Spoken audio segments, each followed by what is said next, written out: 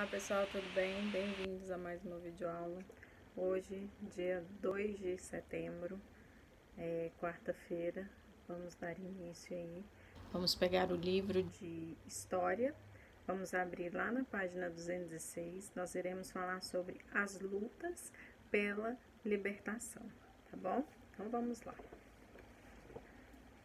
Quando se conta a história do Brasil e se fala da escravidão dos africanos, é importante pontuar que se trata de um período que foi bastante doloroso e por isso mesmo é necessário pensar sobre ele para que nunca mais aconteça.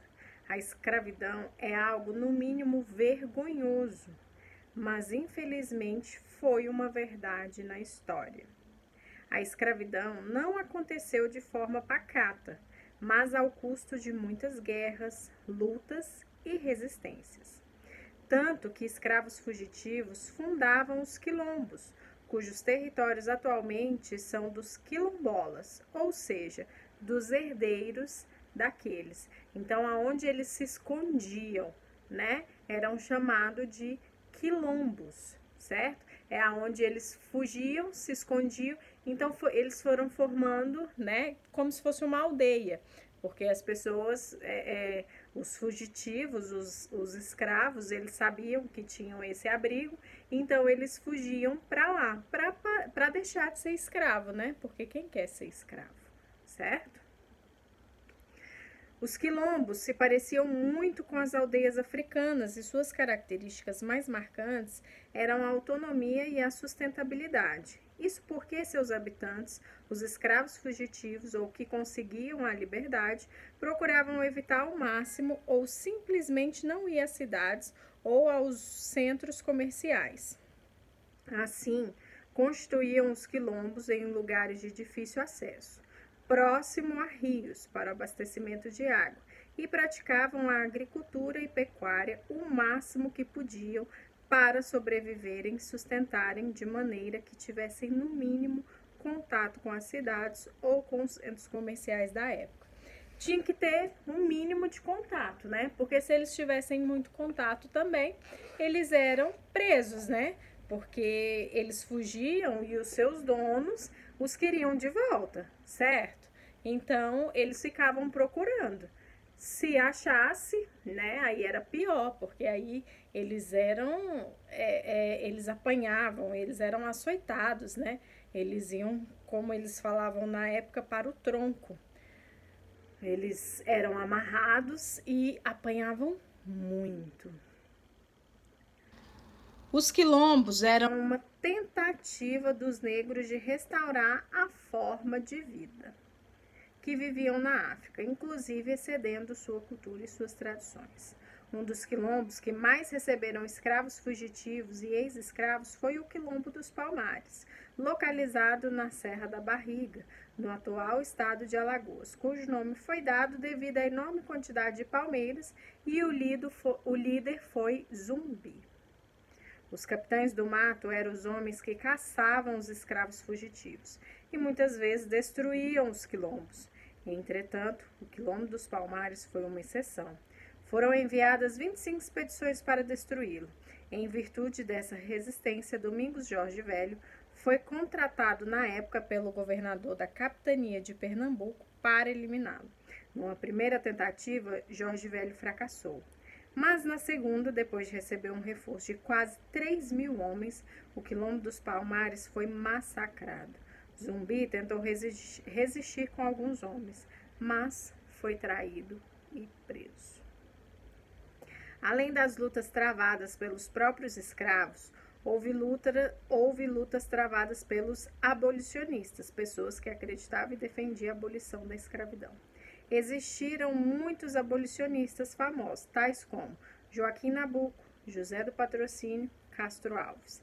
Mesmo com tudo isso, o Brasil foi o último país da América a abolir a escravidão, o que na verdade aconteceu de forma gradual. Algumas leis foram criadas, tais como a Lei Eusébio de Queiroz, a Lei do Ventre Livre, a Lei dos Sexagenários e, por último, a Lei Áurea, né? Por último, a Lei Áurea, que a Lei Áurea é quando eles são libertados, certo? Então, olha aí, embaixo aí tem, né, um mapa mostrando aí o Quilombo dos Palmares, e ao lado tem o quadro do Zumbi dos Palmares, né, que foi feito por Antônio Parreiras. Esse aí era o Zumbi. Ele foi chamado, né, o nome dele foi chamado de Zumbi. Ele era o líder do Quilombo dos Palmares. A Lei Eusébio de Queiroz, em 1855, ela proibia toda e qualquer forma de comércio de escravos. Foi o golpe fatal no sistema. O fim de fluxo de escravos elevou o seu preço, tornando-se quase inviável a escravidão. Porém, mesmo depois de sua implantação, o tráfico de escravos se manteve. Aí veio a Lei do Vento Livre, né, em 1871.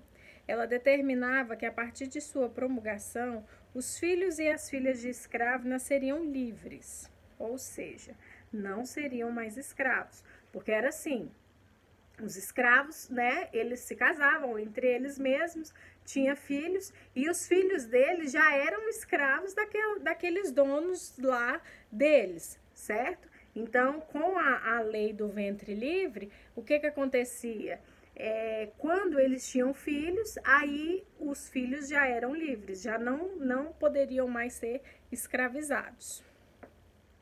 Como essas crianças não poderiam ser livres com pais escravos, ficavam sob responsabilidade do senhor até completarem 21 anos. Logo, trabalhavam como escravos, né? Porque acabava que não ia conseguir emprego. Então, assim, eles, de uma certa forma, também já eram escravizados. Mas o dono, né, das fazendas, o senhor lá, ele não podia vender essas crianças, não podia, porque escravo era vendido, né, era como se fosse uma mercadoria. Aí veio a lei dos sexagenários, em 1885. A lei, ela libertava os escravos com mais de 60 anos de idade. Entretanto, poucos chegavam a viver tanto devido às condições de vida em que eram submetidos.